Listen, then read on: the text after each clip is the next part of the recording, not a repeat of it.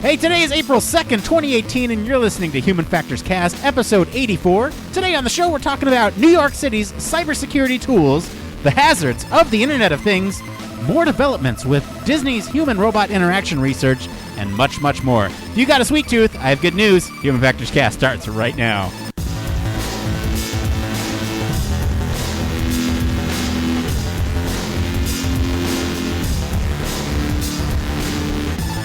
Welcome to Human Factors Cast, your weekly podcast for all things human factors, psychology, and design.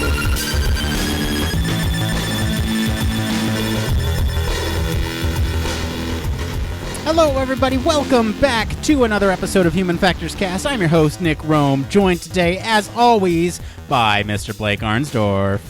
What's up, everybody? Nick, how are you doing today? I feel like I haven't seen you in a while. I know. Well, is that sarcasm? Because we just saw each other earlier today. It's weird. Can we say what's going on, or do you want to let that one hang? Let's let it hang. We'll let it hang for now. We saw each other earlier. There's stuff going on. But Blake, you're back from Boston. So I want to hear more about your trip to Boston really quick. But before we talk about your trip to Boston and all the banter stuff, I just want to say to those of you just joining us, this is your first episode. Welcome. Or if you're just joining on from some of the bonus episodes that we dropped at the healthcare symposium last week, welcome. We're glad to have you. To those of you who don't know, Blake and I dropped a couple bonus episodes last week for coverage for the healthcare symposium. We had a special guest on, Elise Hallett, who went through some of her experiences at the healthcare symposium. Really great topics and kind of an interesting sort of overview of just a couple different panels that Blake and Elise went to last week. But it's definitely interesting if you're thinking about going to one of these colleges or conferences, if you're just getting out there into the field and you're not quite sure where to go to. Check out these resources because some of our bonus episodes kind of cover what you can expect there. I mean, there's a lot of sort of networking that goes on at these events, but the content itself in these panels, it's also pretty entertaining too. So go check those out. But Blake, you're back from Boston. How was Boston? How was all your travel last week and all that stuff? Lots of good times in Boston. It was just a great city. It's somewhere I'd never been before, and even though it was cold, I totally loved every second of it. I could use a little change of pace from this beautiful sunshine we get every day in San Diego. But really just awesome people and fell in love with the city in general. But Nick, as you know, when you travel, you see lots of awesome designs and also some gnarly ones too. So I don't know about you guys if you've ever really had issues with on-air entertainment or not. But one thing that always drives me insane is when airplane entertainment systems have the controls built into the actual armrest. Oh, I think that's cool. Why do you not like that? Oh, okay. Well, so if it's built in, and I have a tendency to, use the armrests, seeing as they are armrests, I was continually shifting channels and changing the volume and doing all sorts of gnarliness to the actual, or affecting the actual entertainment system the entire time during the flight. Okay, I can see that. So maybe that's just an artifact of me just using my armrest too much. But I don't know, Nick. You said you like those. See, okay, so let me walk back a little bit. So I never said that I haven't used them before, right? So in concept, I like the idea. Because I hate bringing my arm out in front of me and touching the screen or whatever to navigate those displays. But if it was right on my arm, it's almost like holding a controller in your hand. Now, I get your complaints. Now, what if they had some sort of solution where they had a little door, like those old ashtrays, where it kind of folds over the controls so that way you don't accidentally touch anything, but you can access them quickly if you need to?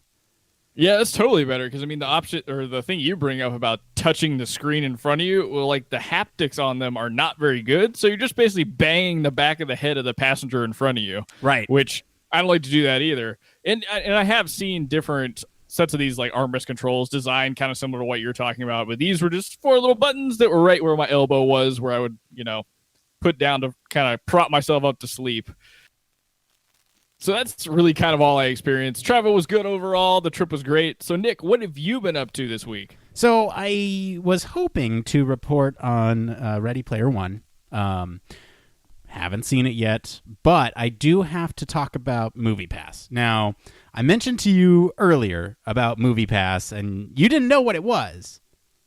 No, I had no idea. I had an inkling of what it might be.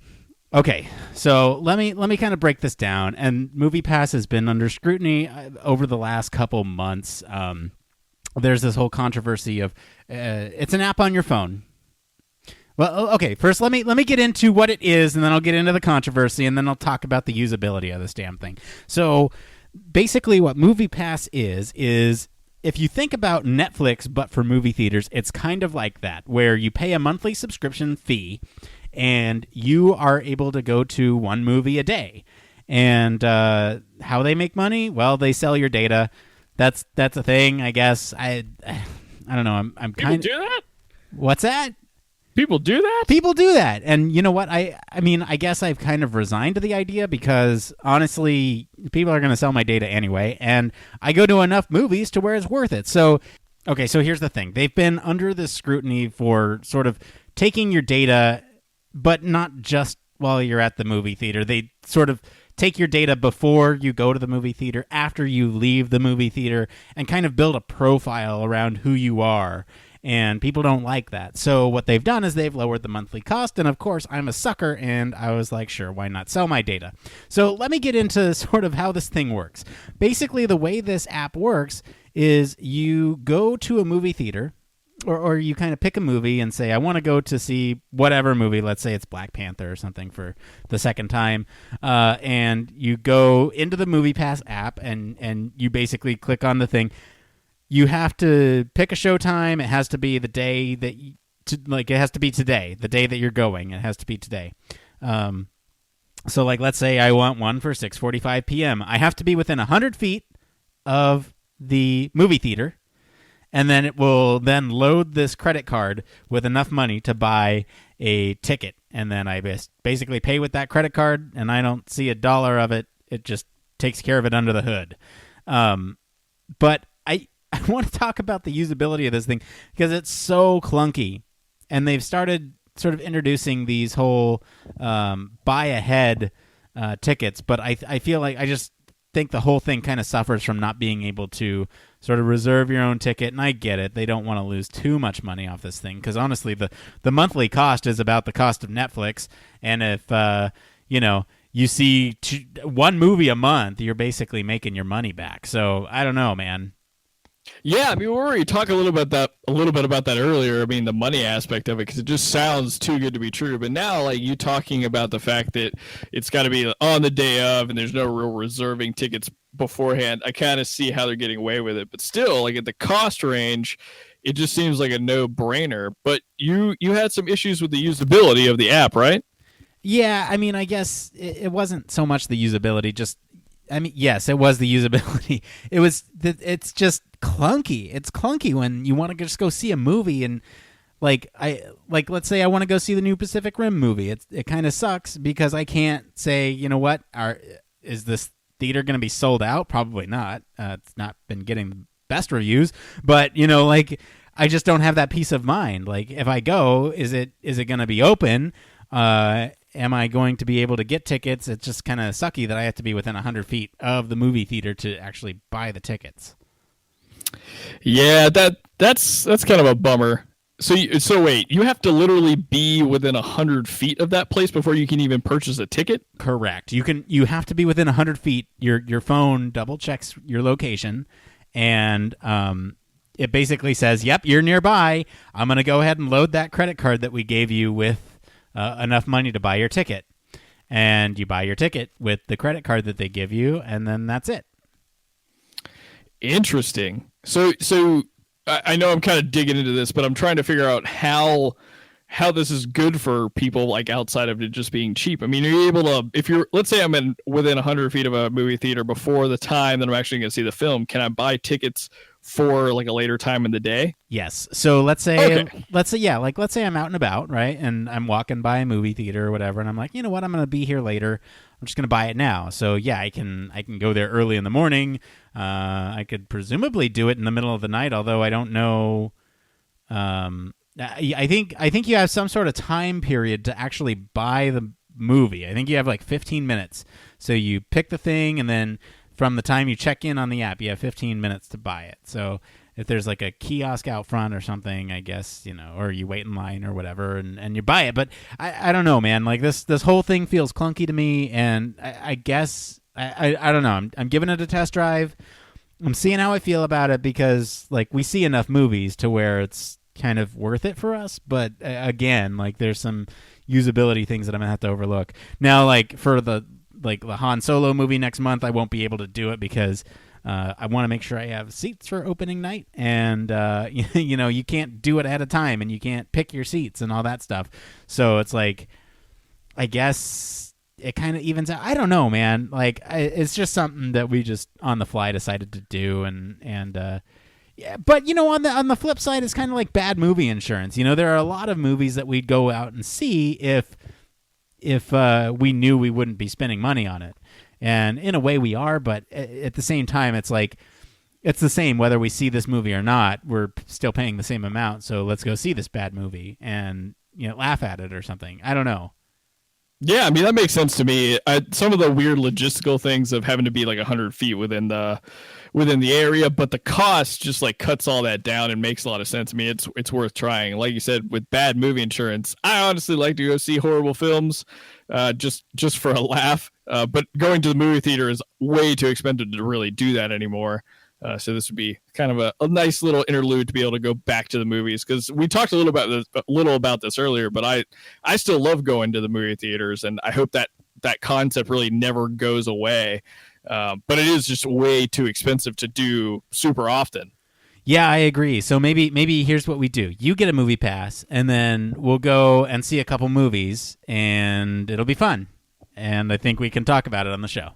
How about that? Yeah. Yes, I like it. All right, man. Well, you know what? We got a lot of stuff this week. Why don't we start talking about stuff? So first off, our community shout outs. I want to welcome, we got a lot of new people in our Slack this week. So thank you to Isaac, Kevin, Elise, and Angelica for joining the Human Factors Cast Slack channel. Welcome. We're glad to have you. If you're just tuning in, welcome. Like I said earlier, you can join us on our Slack as well. Our link is in the show notes, as well as the Twitters and all the other internet things that I'm really bad at. We're pretty much everywhere, so you can find that link to our Slack pretty much wherever you can find us. In addition to that, I want to shout out our Patreon refresh. We talked about this last week. We made some big changes to our Patreon to make it a little bit more worth it for you guys to help support us. We want to make sure you're getting something out of it too. So you can go check out our new tiers. We got access to our show notes. We got access to VIP events, and even an additional podcast that Blake and I are recording. So do go check those out. We would greatly appreciate it. I want to plug some events before we get into the news. So we got the Computer Human Interaction Conference in Montreal, Canada. Kai, that is happening from April 23rd to the 26th. That is this month. Wow.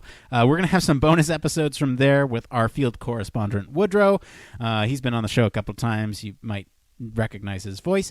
We got HFES International in Philly this year. That's going to be October 1st through the 5th. And then we have HFES Australia, and that's going to be in Perth. That's from the 26th of November to the 28th of November. So if you're around any of those places or planning on going, let us know. We'll have coverage on a couple of them, hopefully all of them. Definitely Kai and the annual HFES conference. And please reach out to us if you're going to either of those. We'd love to connect with you guys and potentially meet up. So, you know what, Blake? We've beat around the bush a little bit. Let's just get into the news. All right, this is the part of the show all about human factors news. This is where we talk about everything related to the field of human factors. Now, this could be anything from medical, transportation, psychology, whatever it is, as long as it relates to the field of human factors, it is fair game. Blake, what do we got up first this week? Oh, man. So after a week of harrowing city-level cyber attacks, New York is taking some precautions. So Mayor Bill de Blasio just announced that the city will introduce a suite of cybersecurity tools to protect residents against malicious online activity, focusing on mobile device safety. The app suite is called NYC Secure, and it alerts smartphone users to potential threats on their devices, offering tips for how to stay secure, such as disconnecting from a malicious Wi-Fi network or even navigating from a compromised website or uninstalling a malicious app. The app will actually not actively take these steps on its own. Users will have to heed the advice that's presented to them. And NYC Secure will also, as a little cherry on top, not collect or transmit any personal identifying information or private data. Now, Nick, myself being the cynic, this last line was really what I was concerned about, especially in the wake of all of this stuff going on with Cambridge Analytics and Facebook and things like that. And we've talked a lot about cybersecurity on the show. But like one of our listeners in Slack, Brian, mentioned, this is really a great move, and I think a awesome, kind of public service. And I think this kind of may set a trend that we'll see across different cities throughout the U.S. I certainly hope so. I mean, we talked about this on the show way back when we were talking about 2016 HFCast. Like there's a big focus on cybersecurity, and people just. We need to be more aware of some of these phishing attempts and whatnot, and this is a step in the right direction, like you said, Brian said. I mean, this definitely has sort of the good intentions, but I'm wondering sort of what that's going to mean for citizens of New York City, right? What kind of effects will this have on them? Like, what are they going to see? Is it just an app that sort of interrupts their normal workflow of doing sort of like connecting to public Wi-Fi networks, or like what does it look like is what I'm curious about. Yeah, no, I think it just is an app that you download into your phone, and I'm assuming it just would run in the background at all times, like a lot of native apps do. But I'm not exactly sure what it would look like. And you bring up a great point about how does it interact with the user while they're doing something? But I'm assuming it's probably going to just, give you some kind of notification like, hey, the Wi-Fi network you connected to is malicious. You should get off of there. I don't know, even if it is clunky, I think the information that it should be providing people will be worth the maybe some of the strange interactions or anything odd about the UI, just because, I mean, I think this is just something that most people would want on their phone, regardless of if it's specific citywide, because I always worry about using Wi-Fi networks inside of airports or at hotels or any of that stuff, and I get pretty paranoid about it, and you never really know what can be taken off your phone. I mean, it's just last week a good friend of mine said that he had been at a hotel and using stuff on their Wi-Fi, and he had his identity stolen. So I mean, being able to prevent that kind of stuff would be great. But hopefully we'll see screenshots, or at least maybe if we have any listeners in New York, they can send us some shots of what this may look like. Yeah, that'd be great. And also, I wonder if there's any sort of limitations on whether or not you have to be a New York citizen. Can I download this living here in California? And will it have the same thing, or is it tailored to New York City? Did they take an index of all these public Wi-Fi networks and have rated them, and it's very tailored towards the city? I'm curious, right? Because if not, then you can take this and basically push it anywhere and have anyone benefit from it rather than just the city of New York.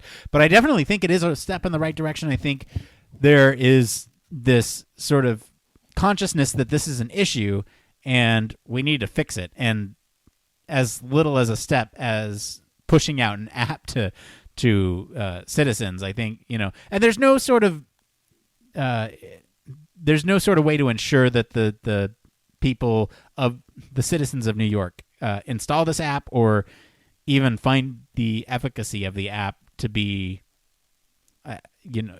if you know what I'm trying to say here. Wow, it's been a long day. Yeah, and I have to agree with you. I hope that, because I'm assuming it's a combination of two things when we're talking about this application, that it probably is localized to specific Wi-Fi networks as to what makes them malicious or not.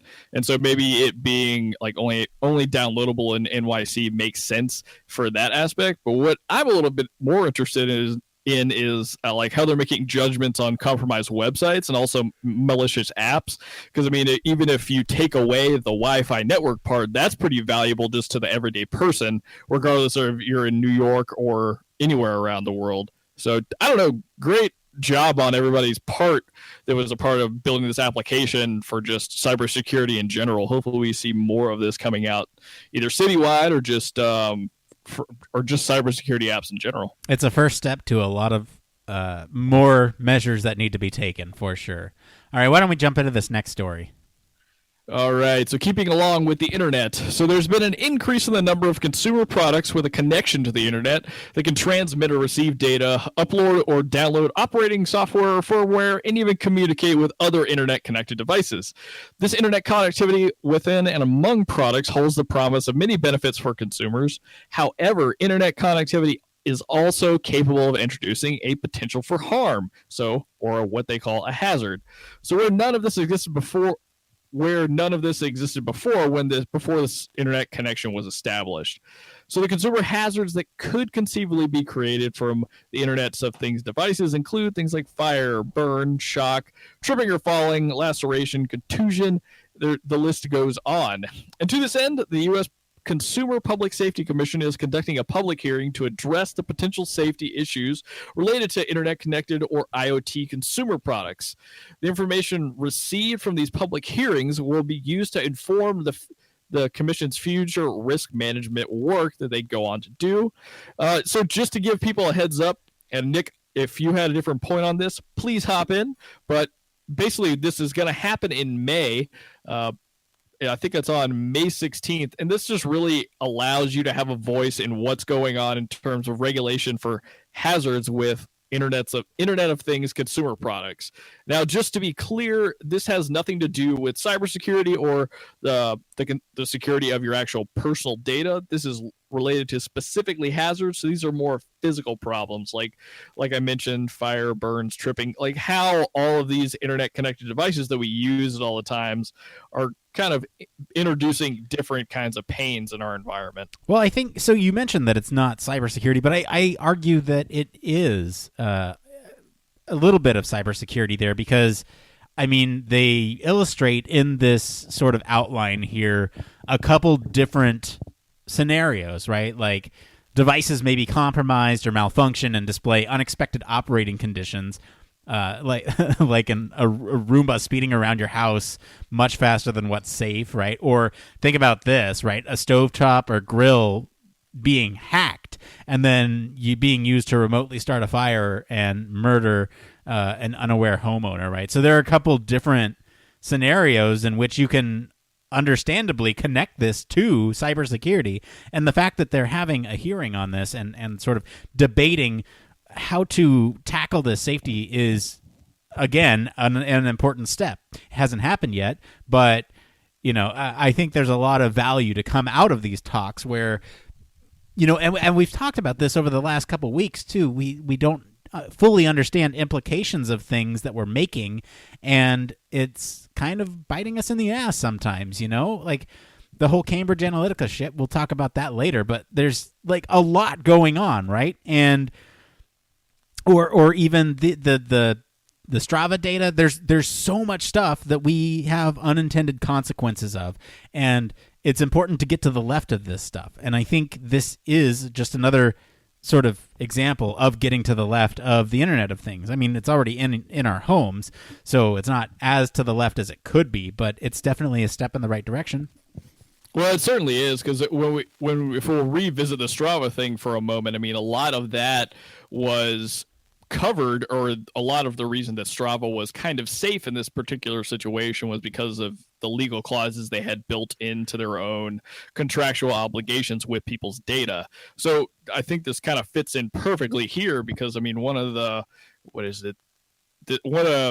specific things this hearing is going to look at, or the CPSC is looking to address, is kind of how you can eliminate hazardous conditions at all from being potentially designed intentionally or without sufficient consideration. So really trying to build a real process around how you assess what kind of data you're collecting, how it could be potentially used, how the actual like physical UI maybe comes together, and what implications that has.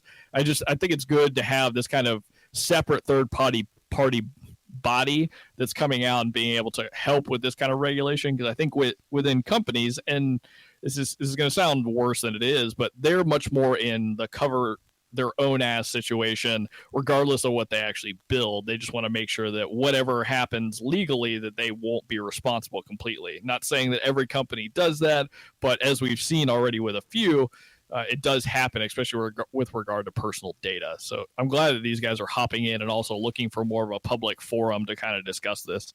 Yeah, I'm going to send us off the rails here already, and we're only like half an hour in. Third-party body definitely sounds like a cover band. It might be. But, okay, I want to talk about a couple more of these sort of implications, Blake, because honestly, these kind of scare me when you think about sort of what you can do with these things, right? Okay, think about home safety systems, right? If they're compromised, either purposely through hackers or accidentally through some sort of failed software update, right? There has to be some sort of safety measures in place to stop things like smoke alarms or motion detectors from failing and opening people up to those hazards, right? Yeah, I mean, you've got to build some kind of, safety measure in there to try and deal with that. And that's something I really didn't think about, is the connected home aspect of all this and how much danger you're potentially in, not to scare anybody, but how much danger you could potentially be in if somebody's not really paying attention to how they design these products. Okay, you don't want to scare people. I want to scare people. So how about this next point? What if sex toys? We have like internet connected sex toys now that could potentially be hacked and remotely controlled, which would make a ton of new questions arise about consent, right? Like, it's really scary stuff once you think about everything that could possibly be connected. So, yeah, it's important that they're talking about this stuff. Oh, most definitely, yeah. I mean, that was an application that I really wouldn't have thought of, to be completely honest. So, I mean, you do bring up a great point, though. I mean, what happens with consent now? Because we're talking about, an entire a hacking of a system, and then creating different scenarios where now it's like nobody has any control, and we're doing this all over the internet. So where's the responsibility lie? That's a really interesting kind of philosophy conundrum, maybe. I got one more for you. Okay, imagine all the data that's being collected on you, even when you're not home. That is a lot of data that you can build a profile around a person. And back to the Strava thing, if that data got out, you could tell who's home and who's not, depending on what devices are being activated at what times. So there's a lot of implications here with the Internet of Things, and it's good that we're thinking about this stuff. I'm just going to go ahead and say it's good that we're thinking about this. Oh, most definitely, yeah. I mean, you really couldn't. I don't know if we're going to go so far, and I mean, I think technology is progressing so quickly in the Internet of Things. I feel like that buzzword just appeared over the last couple of years, but it's really important to start hammering this kind of stuff out. And again, I know it sounds like a cover band, but I'm glad some kind of third-party government observatory commission is trying to at least regulate some of this or get the conversation started with the community. Third-party body. All right. Well, are you scared? Because that's okay. We'll bring it back. We got a nice, fun story next. It's still connected devices, but it's still fun. But before we get there, I want to thank all of our friends over at the Federal Register, Engineering and Technology, CNBC, Disney Research, and TechCrunch for all of our stories this week. If you guys want to follow along with us, you can follow us in our Slack for links to the original articles. We also post those all over social media, so please join the discussion in our Slack, because that's the best place to find it. Okay, Blake, let's get into this fun story, because I like this. Yeah, I was super scared, and this is going to make me and everyone else feel better. So researchers at Tufts University in Massachusetts have developed a tooth-mounted sensor which can transmit live data to a smartphone in order to track the nutritional content of the food that you're consuming.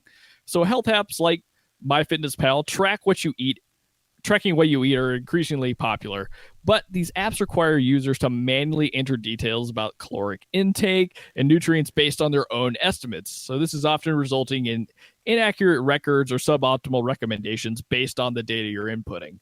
To more accurately track what we put inside our bodies, users can sport a wearable tooth sensor which sits inside the mouth, monitoring the wearer's intake of glucose, salt, and alcohol. Nick, all I have to say about this one is whenever it comes out that they're going to release these, if they do, because I know it's a research project at Tufts University, I will be the first one in line to put one in my mouth because this sounds like a great thing to have. I really want to soundbite that. I'm gonna soundbite that. Is that okay? I'm gonna be the first in line to put this thing in my mouth. Oh goodness! All right, no, we'll keep it PC here. We'll keep it PG on the show. No, look, this is awesome. I love this idea. I'm right there with you. I want to put this thing in my mouth. You can soundbite me too, because this technology is going to make it super easy to track. Because you and I, we talked about sort of diet before and sort of how to track, your macronutrients and all this stuff. And this just makes it so much easier, right? If you just have something passively absorbing this information, this is going to revolutionize the way we intake food, because now people can or at least with this technology, the promise is there that we can keep a better track of what goes into our system, and there's no sort of BSing about it. It's there, right? Whereas if you're on MyFitnessPal or something, you can fudge the entry and be like, well, I only had this many grams of whatever, but really I had a couple more bites that I didn't track, But this is awesome. Yeah, this is like a no fooling way to really get at what you're consuming. But I think what I like about it the most, and I'm glad that you brought up the dieting stuff, is something Nick and I have talked about both on the podcast a little bit and offline a bunch, is the ketogenic diet, right? And something I'm really into is personalized nutrition. And I think this really helps you get there because, everybody's macros for certain intakes and what results you're looking for, or what changes in your body you're looking to have really depend from person to person. And something like this, where it's really tracking specifically what you're intaking and giving you more accurate readouts about maybe what's in it in a caloric value or different types of things, would really help you hone in. Like, okay, so today I felt really energetic. Here's all the things that I ate and the amounts that I ate them. And this is kind of what my body was doing. I don't know. I think this is definitely like a starting point for sure, because I'm not really sure, not completely understanding how this is going to track some of the intake things like glucose levels and stuff like that. But I can see the future here, and this is a great step forward. Yeah, I'm definitely on board for this type of future. I mean, okay, let's scare everybody again though, because this theoretically would be a connected device. What kind of data are you giving people when you do this? You are keying people into the types of foods that you eat, so you're susceptible to targeted advertisements. That's kind of a given for any internet device, right? If you talk in your own home with a listening device, you can pretty much assume that stuff will be targeted ads. But think about this: if you go to a certain restaurant a lot and it tracks that, then you'll probably see more targeted ads. Now, what if you could hack that? Well, I don't know what kind of damage that could cause, but it's fun to speculate. And by fun, I mean like it's an issue that we have to consider. Well, I mean, let's get real weird if we're gonna bother getting weird. I mean, let's do it. This is in your mouth, so it's interacting with your saliva, and probably have to taking some amount of readings from it to differentiate like what you've just put in your mouth. Again, don't completely understand the underlying mechanisms that make this work, but it wouldn't be too hard to say that it can capture maybe some specifics potentially about your DNA. Somebody took that. How could they use that against you? Not particularly sure, but you never know. As you know, as technology grows, we're also seeing developments in things like biomechanics and bioengineering within the medical field. So the abstracting of this kind of data could have potentially scary implications, especially if somebody can understand your DNA makeup based off of what you're putting in your mouth. Yeah. Hey, quick note. It sounds like your connection's loose over there. But yeah, I agree. I don't know if a device like this would be able to collect DNA samples. I feel like that's a pretty specialized tool, although who knows if you built it into this. I mean, yeah, I can see that too. But all right, what do you say we get into our second to last story of the week? I like this one. Let's do it. All right, so Disney's research team is back at it once again, bringing us more research all about proposed interactions between humans and robots. So, this current study presents exploratory user studies of human to robot handovers, examining how changes in robot behavior influence human participation in the overall interaction. And overall, the team found that as users learn to predict robot behavior over time, becoming more familiar with their behaviors and their movements, they become more trusting of the robot's ability to receive objects or hand over objects. So these results are definitely exciting as they help us to better define criteria to help robots become a more trusted partner in these kind of collaborative tasks. Now, Nick, I'm really glad that you picked this story because I had not I had not seen this website before that is basically Disney Research's website, and they put out what looked like to me as a pretty much a scientific white paper based on this idea of human to robot handovers. Yeah, so we've actually covered a couple other things on Disney Research before, but yeah, this one's really interesting to me because it especially goes into sort of how robot posture and movement affects how we as humans interact with them, right? And it all comes down to sort of this handover piece that we're talking about in this specific article. Now, there's a lot of research being done on trust in robots. Because a lot of people have fear that they're going to take our jobs, which is true. They are absolutely going to do that. But they can also help us in our jobs, and they can also help us in our everyday lives. And the fact that there is some research being done about how we interact with these things is very promising for sort of future builds, I guess. Yeah, and I mean, it's funny because since I was in grad school, I mean, I've interacted with this concept of trust in automation with automated tools, kind of working with air traffic controllers and integrating into their own suite of tools, automated things to kind of help them make decisions. And now we're talking about more of not just kind of automation, but also something else that's in your environment that you have to get used to. And now it's not a human, it's something else you're collaborating with. Often in these cases of, especially this particular research project, something that doesn't look human or normal to you. It's like a giant, in this case, I think it's mainly a giant arm in which like a human would be kind of giving over an object to it for it to do the next part of a task. But I think studies like this really have a large implications, like both in kind of the more, industrial sphere where it's more important to have a lot of safety and trust in the agents that you're working with. But from Disney's point of view, I can see how this would be very important to them because now I would think this abstracts into something going on in a park where maybe it's potentially now a robot arm interacting with a child. So now the level of safety has to be even that much higher. Yeah, but I mean, it doesn't just have to be towards Disney, right? This could be some sort of this could lead to some best practices, right? So for this human-robot interaction where you have perhaps workers in a factory where robots hand them items, right? Or potentially like robots that will eventually clear our tables in restaurants. Like there's this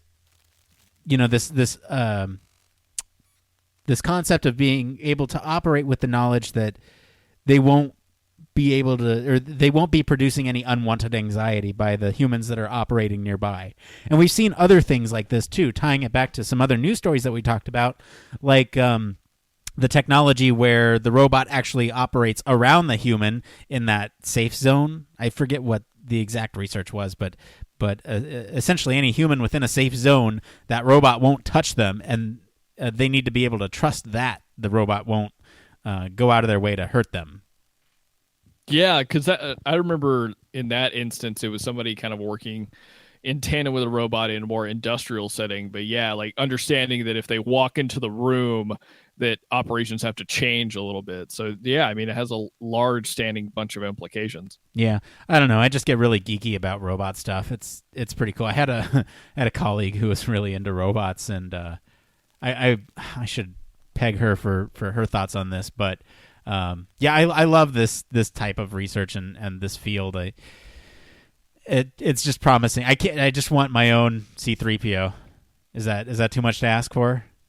I don't think it's too much to ask for, but if Disney keeps doing this kind of research, you're going to get a more advanced C-3PO with, bendable elbows and everything. I don't care. I don't want that. I just want a C-3PO that can hand me objects, hand me my comm link, so I can, save Luke from the trash compactor. That's all. That's all I want. That's all I want. Simple pleasures. All right. Good. All right. Why don't we get into this last story here? All right, so wrapping up this week, so Facebook is facing questions of its data handling following reports that research firm Cambridge Analytica improperly gained access to the personal data of more than 50 million Facebook users. Further, Facebook shares like stock shares, dropped about 6% after the Federal Trade Commission announced that it's investigating the company's data practices in wake of Cambridge Analytica's leak of 50 million users' information. Further, the FTC requires that Facebook notify its users and receive explicit permission before sharing personal data beyond specified privacy settings. So, Nick, this has been all over the news. It's definitely a big deal. I mean, it's a large breach in data. But I was going to ask you a question here, and everybody listening to the show, forgive my ignorance.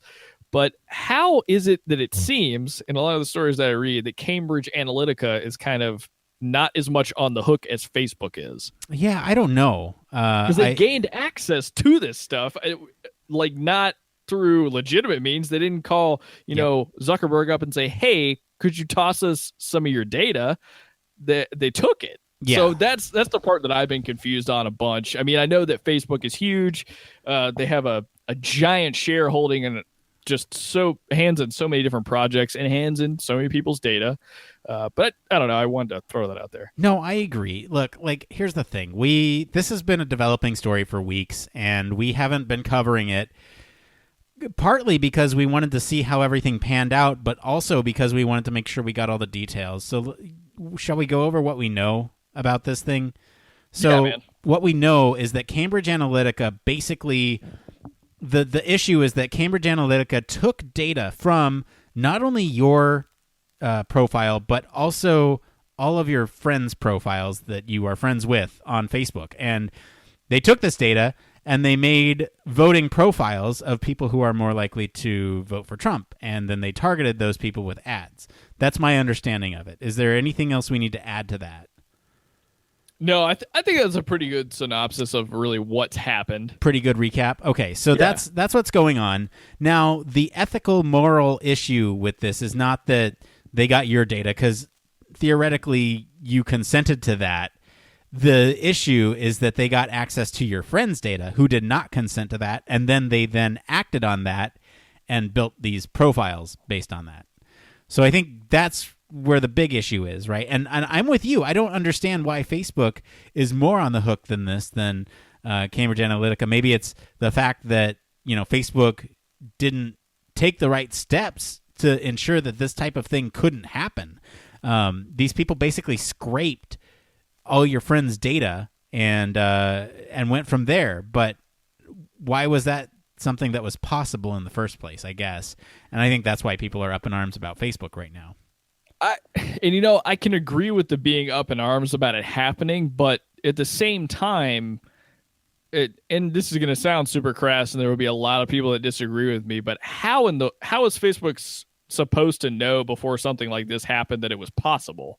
I mean, I don't know what it's like on the inside of Facebook. I don't have any friends that work there. I don't know anybody that works in their data analytics departments or cybersecurity areas, but I have to imagine that they weren't really doing anything super nefarious in the way they were designing their product.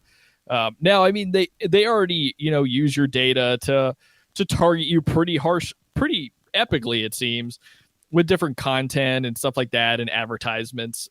But I really think the bigger deal here is that it's such a big breach of data and the way that it was done. And I get why you've got the FTC kind of going after them, because I mean, we don't talk a lot about this on the show, but we're in a pretty heated political climate, both here in the United States and kind of the prospect across the world. So it's something definitely that needs to be handled. But again, I'm not sure that Facebook is completely to blame in all of this. Yeah, I get where you're coming from. I think there's other factors going on here, right? When it rains, it pours. We found out I think it was last week or the week before that Facebook not only does this, right? They not only allow other applications or whatever to scrape your friends' data, but they have been, monitoring your cell phone data for years and using that data in targeted advertisements. And so, again, when it rains, it pours. I think there's just a lot against Facebook right now that is all coming out at once, and it just is bad news for them.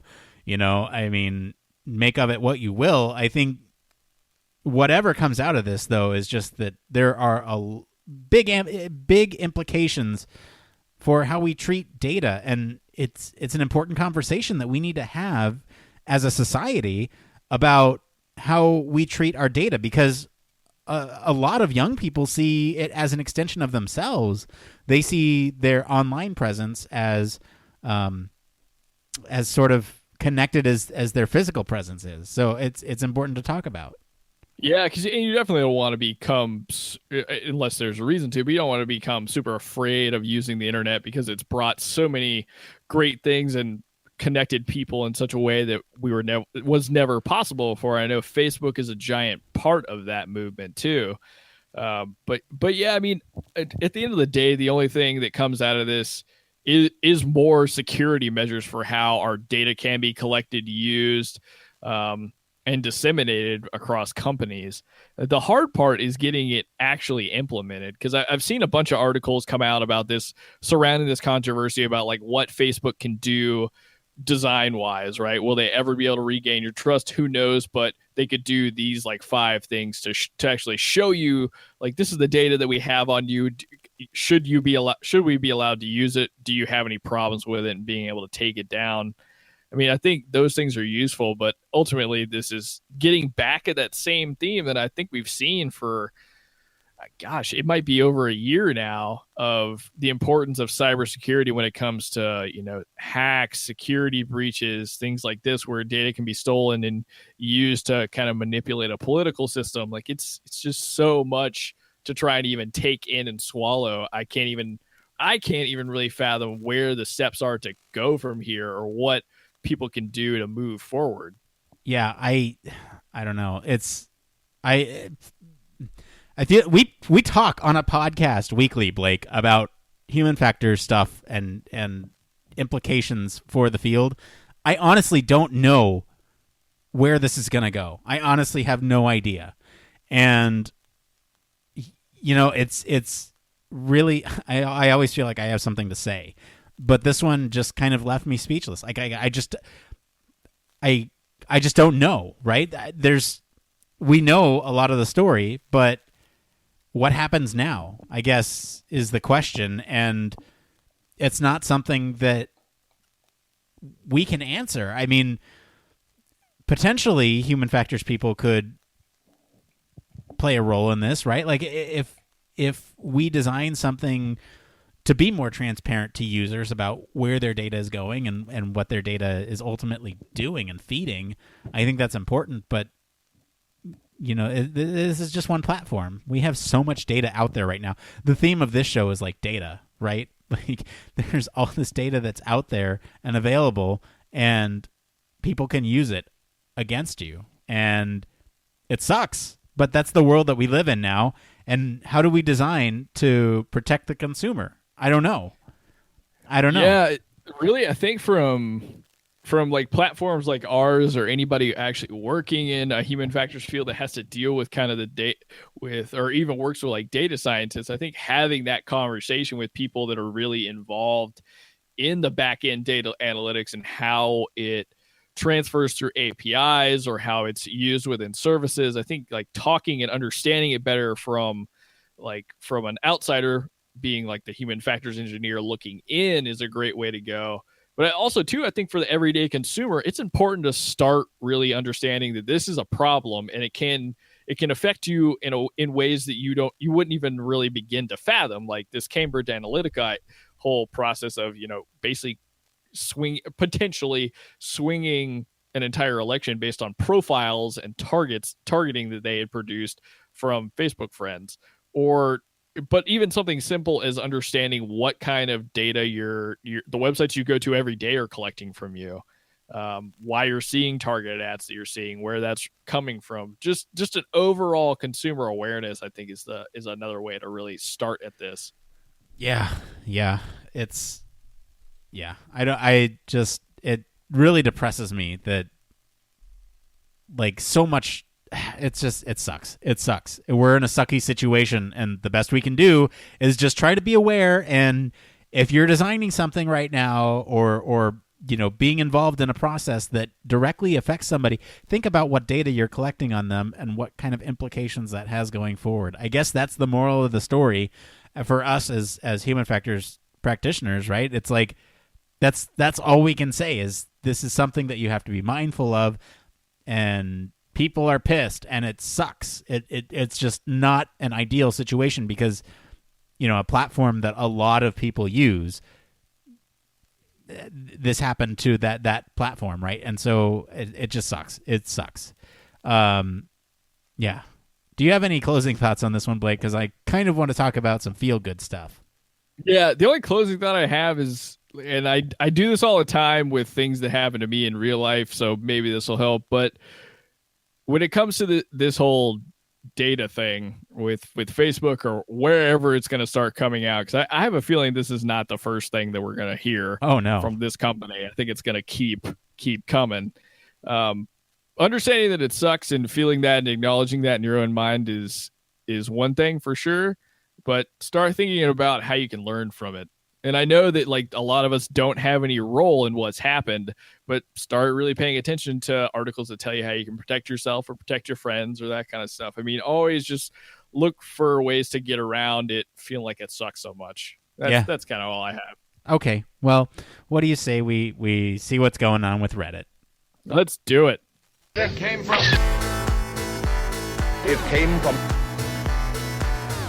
came from Reddit. Yeah, this is the part of the show where we search all over Reddit to bring you topics the community is talking about. So any subreddit's fair game as long as it relates to the field of human factors and encourages discussion among the community. So that's a pretty wide swath, but we're gonna take it. All right. So here's what I think, Blake. I think we're gonna go with one this time. All right, Nick. Which one would you like? With one. We're going to go with one. That's what I'm saying. I think we should just go with one. Oh, yeah. Go with one and do one. We're Gotcha. going with one, and we're doing one. Okay, so let me read this here. So how much of your time do you spend doing UX design or research versus managing stakeholders? So this is Flaming Robot on the user experience subreddit. So this person asked this about a year ago. Is there a career like UX design, but without having to talk to business people and stakeholders all the time? They got some interesting answers and definitely worth reading. But they've realized now that part of the reason I was asking, I'm reading his thumb now. I've realized now that part of the reason I was asking that is a huge part of my time in the agency I work at is taken up with stakeholder management. I probably spend 50% of my time in meetings or presentations with stakeholders or clients, or prepping for those meetings or presentations. 25% of my time doing other admin stuff, and 25% or less of my time doing user testing and actual design of interfaces. My frustration with this is that from the fact that research and design work is the only thing I love doing. So I wish that was at least 60% of my time. Is that a normal ratio for the industry? What would you say it is for your jobs? Okay, Blake. Let's dive into this. I'm curious. I want your thoughts first. Yeah, so this one's tough for me to answer a little bit because it's definitely always going to be part of your job, especially if you're doing UX design or if you're a solo person doing design and research in a company. You're always going to be interacting with stakeholders, trying to manage them, and also business people. Now, when I hear the word business people, I'm not just thinking CEOs. I'm thinking kind of your product manager, somebody who's overseeing you directly, but also like interacting with other product teams and stuff like that. I mean, the design or the research or putting that kind of stuff into action is not going to be a 100% of the time job. And I don't know, maybe it's from my past experiences at different companies, like helping to run a specific department, or when I was working in contracting or even freelance work. I mean, a lot of it was managing expectations of your stakeholders. And it was part of the job that I found it's sometimes frustrating, and I probably can see where this guy's coming from, but a lot of times it was also very rewarding because it was these people that were seeing the value of the work you were doing. Like sometimes you wouldn't be able to see the direct connection to users because it's something that you did the user research, you implemented what you found, and the product had to be shipped at that point. And so you're really only getting feedback based off of the stakeholder that you work for or the CEO that you're under. So I don't know. I think that is about a normal ratio from my experience. Definitely in the kind of trying to implement the user experience design process from research design to front end development. In my case, I saw much more of that. It was probably an even split in terms of the work that I was doing, but the day to day was really talking to a product manager, dealing with their stakeholder needs, that kind of stuff. And even in my more permanent positions where I worked at, it was especially working in the startup world, it was a lot of managing expectations across teams, and then finding time to do the work you needed to do, which was the actual design or trying to put up a experiment together and actually find users. So that's probably kind of been my experience. So Nick, I'm definitely interested to hear your side of the coin. Yeah, so I will say that something like this is about average. So I don't know if I spend 50% of my time. I probably spend my spread is probably more 25 with, you know what? No, I probably spend less with the user. I probably spend like 10% of my time with the user, 10 to 20, which is unfortunate, right? But you have to deal with the cards that you're dealt.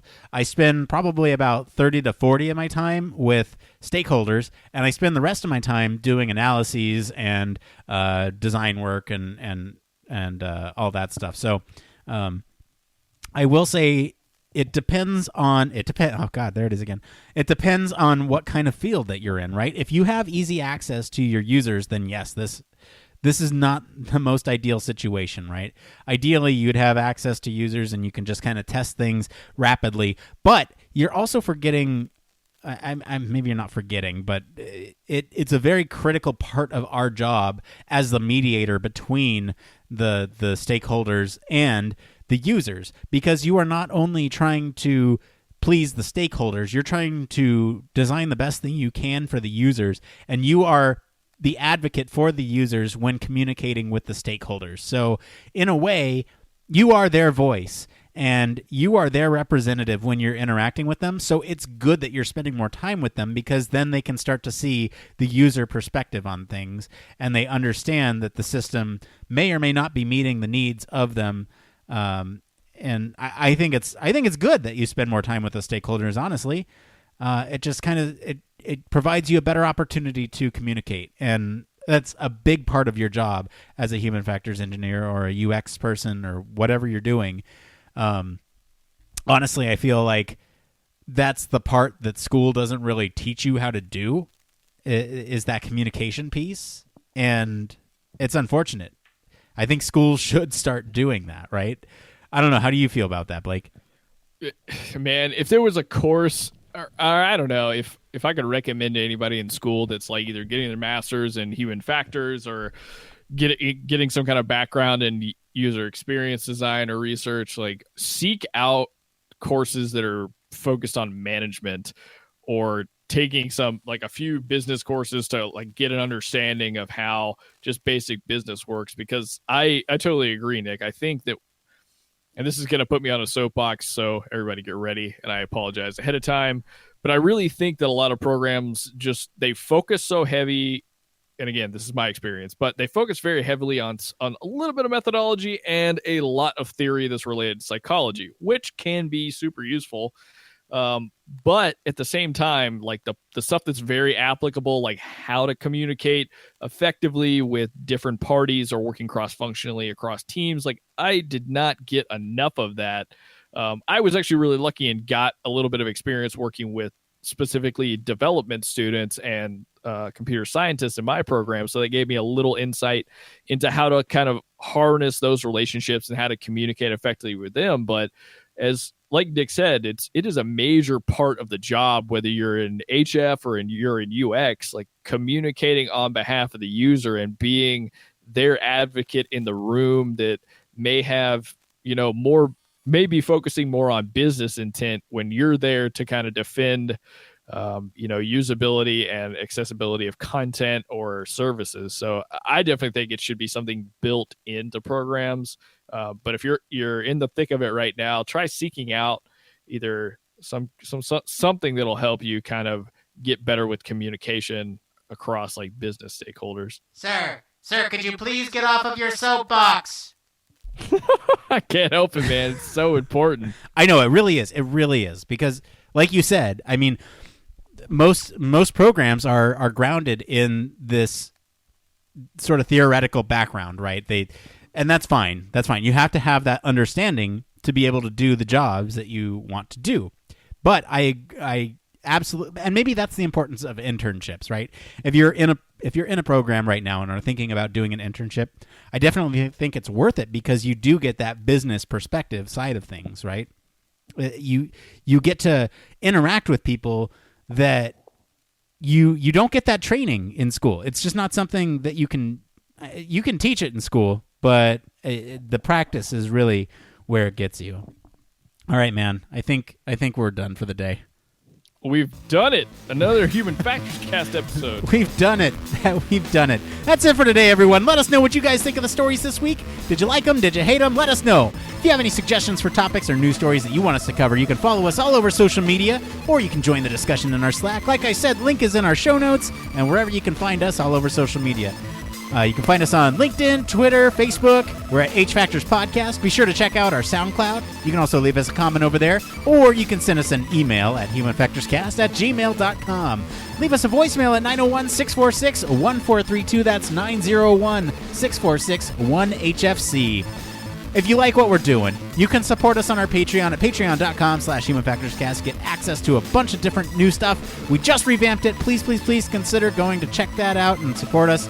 If you can't do that, just like, subscribe, review us on Apple Podcasts, the Google Play Store, or whatever your favorite podcast directory is. We can't grow unless you let other people know about us. So, word of mouth is our friend. So if you could just let a friend know about Human Factors Cast, that's great too. And of course, you can always reach us at our home on the web, humanfactorscast.com. I want to thank Mr. Blake Arnsdorff for hanging out with me today. Where can our listeners go and find you if they want to talk about robotic arms? Oh, if you want to talk about robotic arms, hot dog banter, or anything you're interested in, I'd love to hear from you. You can find me across social media at Don't Panic UX. Don't Panic UX, get off your soapbox! As for me, I've been your host, Nick Roome. You can find me on LinkedIn or Twitter at Nick_Roome. Thanks again for tuning into Human Factors Cast. I'm going to stop using the fader now. Actually, you know what? I'm going to use it one more time for the outro, which is... It depends!